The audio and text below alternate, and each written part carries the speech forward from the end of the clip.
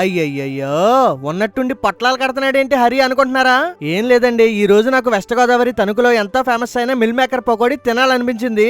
ఇప్పటికిప్పుడు ఉన్న పలంగా విజయవాడ నుంచి తణుకు వెళ్ళాం కదా, అందుకే ఇంట్లోనే మిల్ మేకర్ పకోడీ చేసుకుని పొట్లం కట్టుకుని ఆ ఫీల్ కోసం తిన్నాను. మిల్ మేకర్ ని శుభ్రంగా కడిగేసి అందులో కార్న్ ఫ్లోర్, శనగపిండి, బియ్యపిండి, అల్లం వెల్లుల్లిపాయ పేస్ట్, ఉప్పు, పసుపు, కారం, గరం మసాలా, కొంచెం కరివేపాకు, కొన్ని పచ్చిమిర్చి వేసి మిల్ మేకర్ కి మసాలా అంతా బాగా పట్టించి వేడివేడిగా ఉన్న నూనెలో వేసి రంగు మారేదాకా ఏపారంటే మిల్ మేకర్ పకోడీ రెడీ అనుకుంటున్నారా ఏంటి? అప్పుడేనా, ఇప్పుడుంది అసలైంది. మిల్ మేకర్ ఒక గిన్నెలో వేసి దాంట్లో ఉల్లిపాయలు, గరం మసాలా, నిమ్మకాయ పిండి బాగా పిసికి కలిపి పేపర్ తో పొట్లం కట్టి పొట్లంలో పకోడీని తిరగేసి పర్రమని నవ్వులితే ఉంటది చూడండి, అదిరిపోద్ది. అంతే. మీరైతే వెళ్తా ఒక లైక్, సబ్స్క్రైబ్ మర్చిపోకండి.